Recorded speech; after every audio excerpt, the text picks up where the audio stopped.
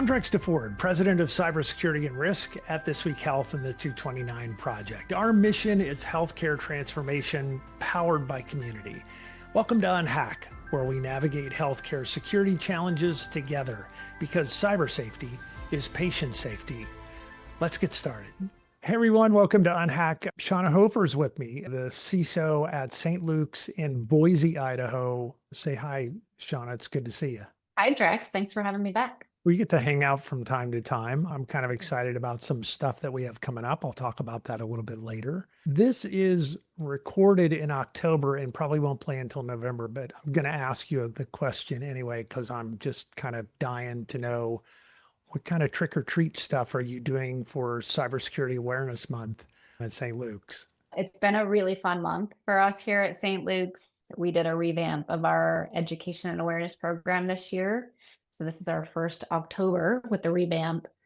And if you think about the timing of October, it aligns with flu season and flu shot season. So one of the things we did this year, we said, listen, we want to get out in front of people. And I have to admit that a lot of the things we did this month and we tried and are trying, we didn't come up with all these ideas. We learned about them from our peers in the 229 community and totally stole their ideas. So one of them is the concept of these cyber fairs where you go out and you go to the hospitals and you meet and interact with people. So when we said we wanted to do that at the summit, yeah, that's great.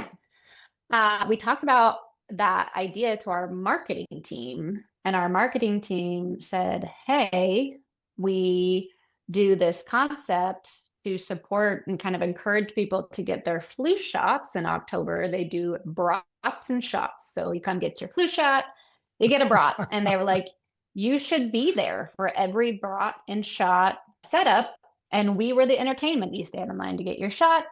You spin a wheel, you get some candy, you answer some cyber questions, all while waiting in line to get your shot, and then you go get your brat. So it ultimately ended up being really fun. I forced my cyber team to get out and interact with people, which of course took some nudging to get them to sign up. But I think everyone, once they did it, realized how great it was to get out and talk to people. So that was really fun.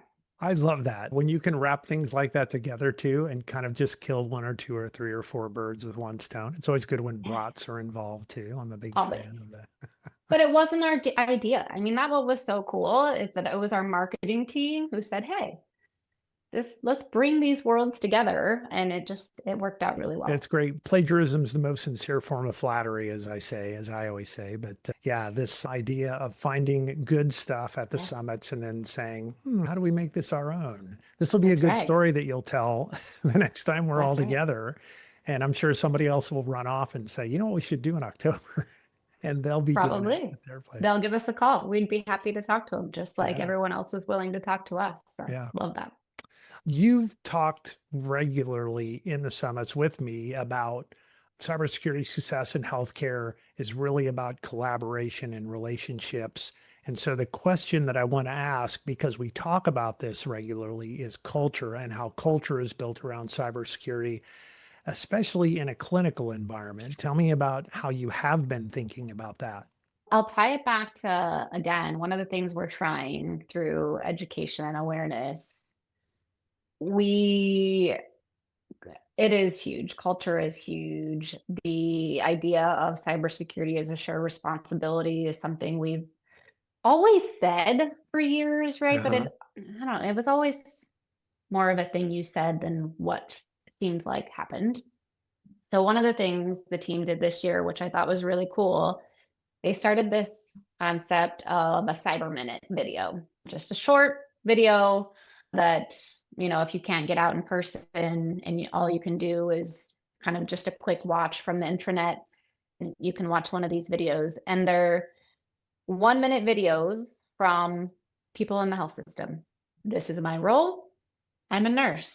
I care about cybersecurity because it impacts my job, right? And so these minutes that we're creating are from everyday people in the health system that people know, they recognize, they can relate to, and really just trying to help people understand that it is everyone And we've been doing that in different pockets. So that's one example related to Cyber Awareness Month.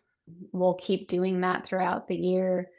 But another example of how we've been trying to reiterate that is I went to a board meeting recently where the topic was, it was an enterprise risk management update. And recently within our organization, we highlighted business continuity and disaster recovery as a top risk. We really were intentional about that, not because we aren't doing great things. We are, because we wanted to make sure there was visibility system wide to how critical it is for the organization to lean into that, and that it is a dual responsibility. And the cool thing on that is we got dual executive sponsors on that. So it's my CIO as one executive sponsor and our COO as dual executive sponsors on the overall top risk. So the report that we went to the board with was, hey, this is a big risk. You now, ARC, are responsible for overseeing this. And here's the really cool things we're doing, which was a 5-minute update from me, and then a 5-minute update from our vice president of operations, who Uh-huh. is the business sponsor for our downtime project. And it Uh-huh. was really an example of, here's how the organization culturally and by taking action is leaning into this risk, recognizing we own it. This is our risk. We're running with a mitigation strategy on it. And it was just really cool, I think, for them to hear from her, not always having to hear from me. So we talk about this with projects all the time, big new projects that we're implementing, how they're sort of like the clinical leader or the business leader owns that project. We're just in information services, we're just the really great implementers and we manage the money. And a lot of it involves IT, but a lot of it is change management. A lot of it these are the things that affect the business or clinical operators. But I love the way you've kind of turned that around into the security risk that actually is owned by business and clinical operators. It's a really cool way to look at this. How did you think of that? How did that come up? We had a conversation as we were planning for the board meeting, and it was, well, cyber can come talk about it, but hey, the work we're doing here is so cool. And they're tired of hearing from me. I've been going to talk to them for, Mm. 9 years now. Let's bring in someone new. And it, without hesitation, she was happy to do it. And it just worked out really well. Putting that spin on it is really important. I was thinking too, again, timing when people watch this will probably be a few weeks later, but the AWS outage that happened recently, we think back to last year. I know we got to stop talking about it, but the CrowdStrike incident, Change Healthcare and the Change Healthcare breach, all of that stuff has driven us to talk a lot more about resilience and Yes. how do we bounce back or how do we continue to operate when these things happen? What's operational resilience look like? I mean, certainly some of it's Yeah. tied into this board conversation, but what's it look like there? That's exactly what the board conversation was. And, one of the things, what's funny, I went back into the slides. I mentioned that I've been presenting to this board for 9 years now. So I went back, and 5 years ago, we talked about business continuity and disaster recovery. And I had created a slide to try to articulate to them who all the different teams were who played a role in Mm, that concept.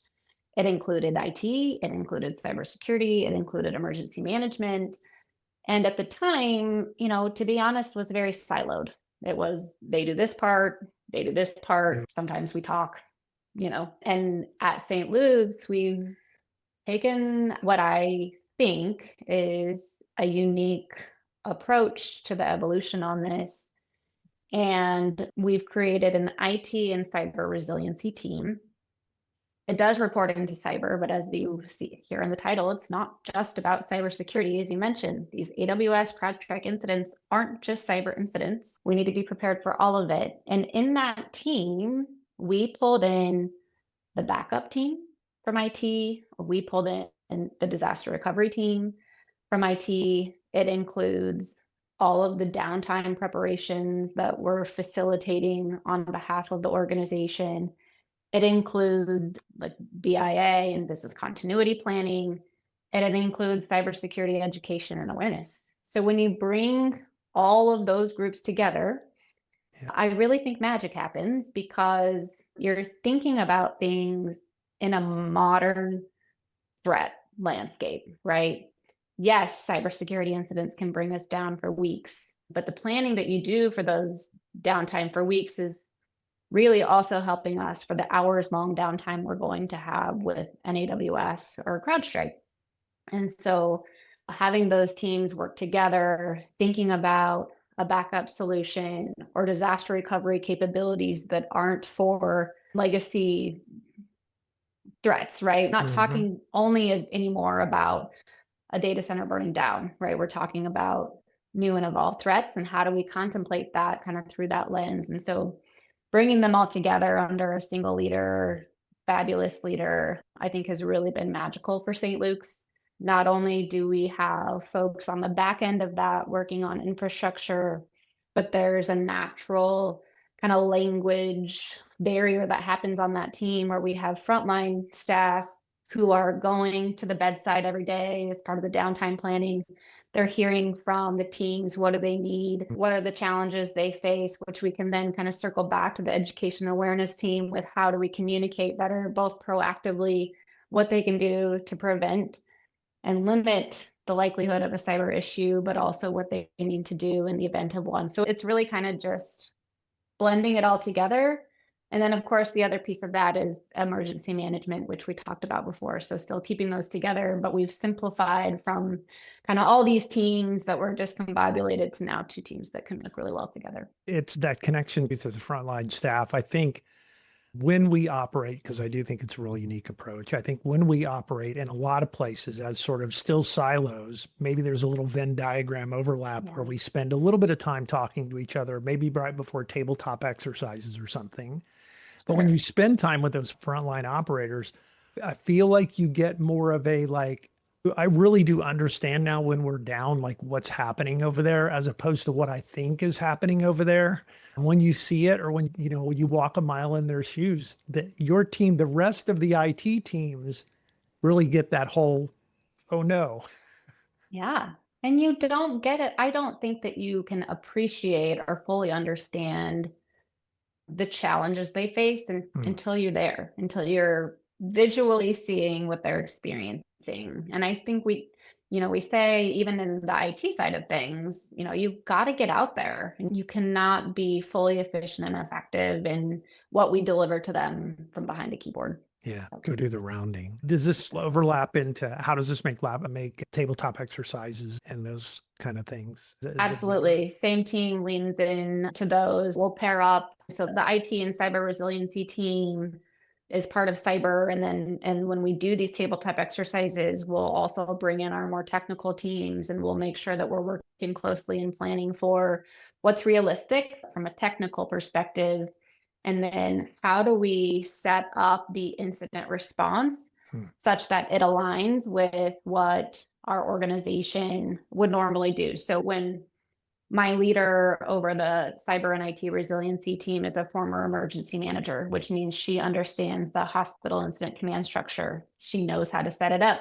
She's helped us model what that looks like in IT and cyber so that we're speaking their language. We're not speaking IT or cyber incident language to them, right? We're living in their world. And I think it's that skill set that we've pulled into us that's really helped bridge that language and process gap for us.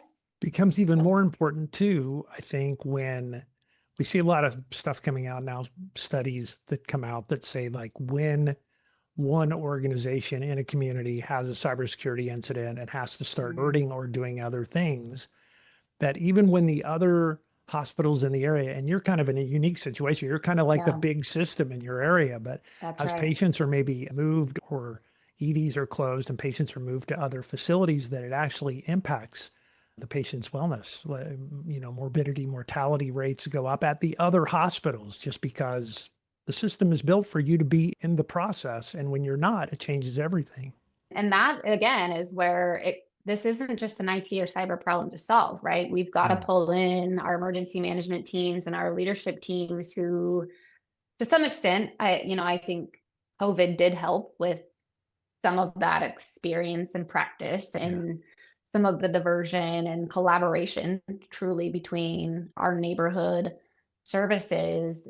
But I recently heard about one of our peer organizations who did kind of a mock incident with all of their kind of local hospitals and clinics. And they pulled them all together and asked those questions of what would you do? What would you do? And I think actually UnHack was on with Bill talking about something similar on the East Coast. And so, I think that's a really good lesson to all of us to learn from and say, yeah, how did we do something like that in our areas and make sure that we are prepared for something like that for the benefit of our community and our patients, not just for us. I don't think we can get out of here without talking about AI.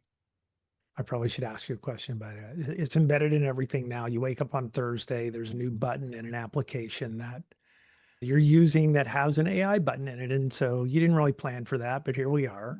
I think it's that way for everyone right now. How are you all thinking about AI governance and data protection and risks that weren't there 6 months ago or 5 or 6 days ago sometimes? How are you all looking at AI? I feel somewhat comfortable saying I'm probably in a really good group of people who can admit that we're all trying to figure it out, right? I don't think we have figured it out. I think we have done some really cool things, and I think we're moving in good directions. Some examples of that as we think about what we're doing from a governance standpoint. And as I think about one of the most important elements of that is the intake of new applications and new AI capabilities. What is the process by which we're pulling them in?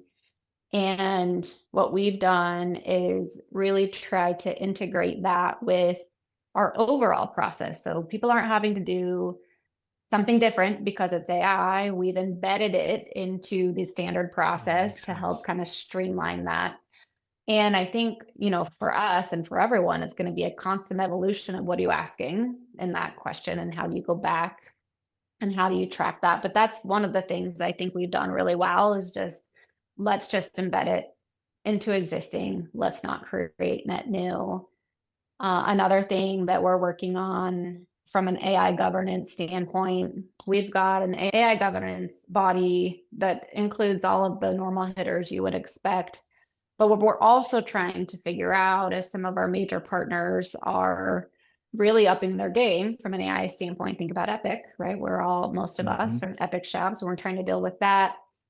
We're also trying to grapple with, is it a separate AI governance group who's particularly focused on the AI elements in Epic? And if so, what is that group comprised of? How are they making decisions? And are those different from the overall enterprise decisions? And who's part of that? So just, again, we're trying to figure it all out. Right now, it's just being agile, right? It's just like there are so many things that are changing all the time that you can't build a process super brittle because the new thing that tomorrow won't fit.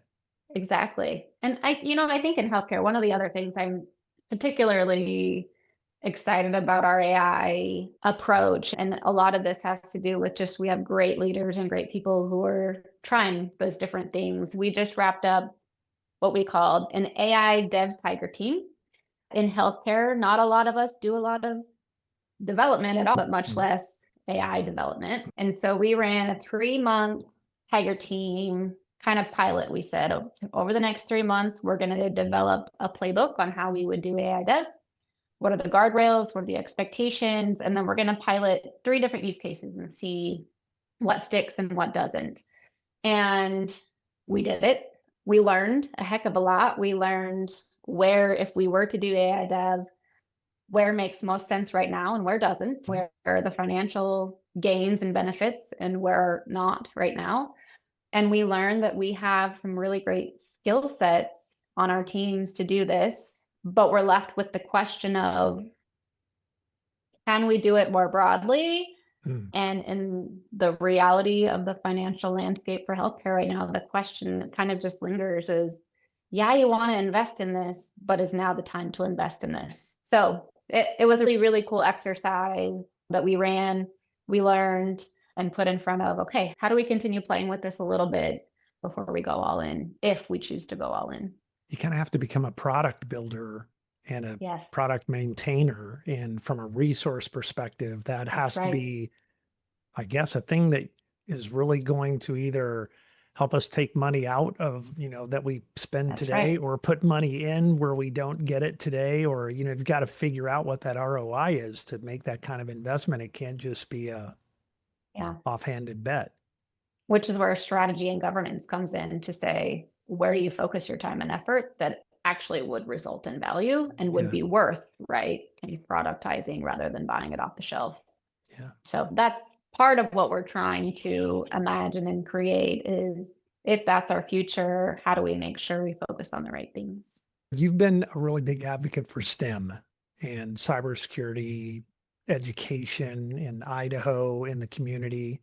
We've talked a lot about how there are not enough women in cybersecurity, and that, as much as it aggravates me, and I know it aggravates you, is a thing that we continue to sort of fight the battle Yeah. on.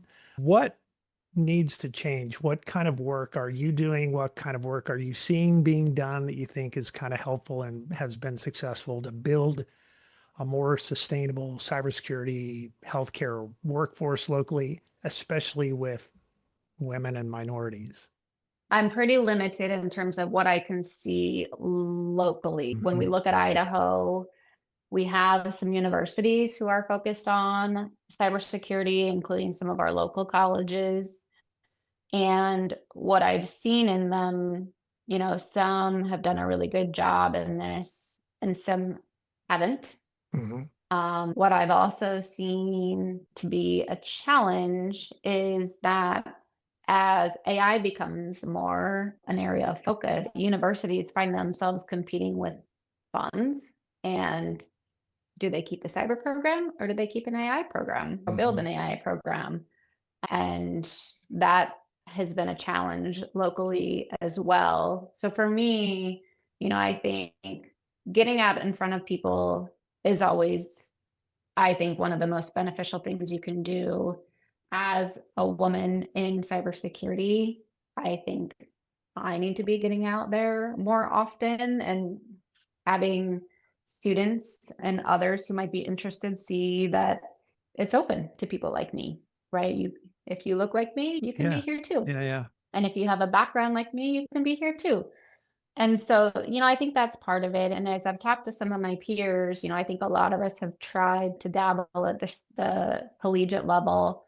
But I think realistically, it has to start earlier than that. I think we need to be getting in front of high school and junior high students, not just from a day to day, be aware for yourself kind of knowledge, but get them thinking about this type of a career option earlier on so that they can be seeking out those opportunities before they get to college. Yeah. But I still try to steal people from different degrees. So, for example, I work a lot with Boise State. I actually was an accounting graduate from Boise Uh-huh. State, and I Uh-huh. sit on their advisory board, their accounting advisory board. So I've had an opportunity to meet some of the accounting students, and I always use the opportunity to say, "Hey, you can get into cybersecurity from accounting. I like It's that. possible. I've done it."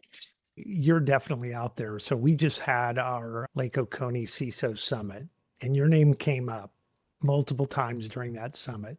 People in the Oh, room who knew you and were talking about things that you were doing. So don't feel like you're not doing enough. Like you're definitely flying the flag. It's one of the things I really like about kind of having you in the community. You're co-chairing a CISO summit that's coming out in San Diego next year, and you're bringing together a really good pack of folks for that too. How's your experience been with that crew? I know we've been, some of us have been together before. Is it all coming together as you hoped? yeah, I think it will. The great thing for the 229 project is that you're working with a lot of the great people I'd want to have there. So expanding the group, I think, is always going to be something that we'll want to focus on together. But there are so many great people that I've had the opportunity to meet through 229 So it's hard to just not bring them all back together every time. It's going to be a great time. I've already, yes, been talking to some folks. Everyone's really excited. It was great. The Lake Oconee event was really fun because it was 2 alumni and it was everybody else, new people. All of them had said something to the effect of like, they're in your Signal chat or something, and they've heard Fun. people talk about it. And so they knew that they had to sign up or someone else had told them. So, like the word really continues fun. to spread, and I appreciate it. I want to ask one more question, last one for you. What's something about being a healthcare CISO that most outsiders don't really understand about the job? In my opinion, I think there's an assumption, and kind of going back to getting more diversity in the job, I think there's an assumption that to be a good CISO means you have to have come up in the ranks in cybersecurity, or at least in IT. And a lot of them have, and they're awesome, but some haven't, and they're still as awesome, because in my mind, the magic in being a good healthcare CISO, and I know this to be true in healthcare specifically, healthcare is very relational.